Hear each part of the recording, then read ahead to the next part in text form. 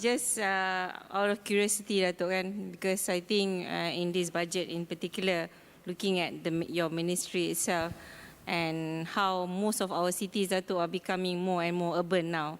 But in the current budget that was announced today, there was not much emphasis on allocation for how we could upgrade our current urban centres, in terms of urban regeneration and providing more spaces for communities in existing cities. So I'm just wondering, how is the ministry going to manage this very crucial issue that we are facing today? I agree with you.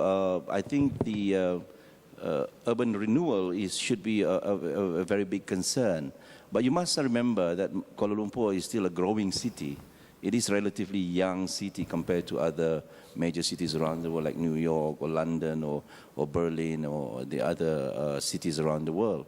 So while we do think about rejuvenation or renewal, there are still a lot of development going on in KL at the moment. There's still so many empty slot locations. Sometimes you nampak satu condominium naik and then you say, okay, this thing's going to be done in 3 years' time. But then once they're finished, and the next guy is going to build another one next to it. So the other thing is that while I share your concern, but the Urban Renewal Agency, or UDA, for example, is not under my ministry. So that's another challenge that I have to face. So perhaps that should be one of my wish lists, that in next year's budget, that the renewal part of urban renewal part should be under the ministry.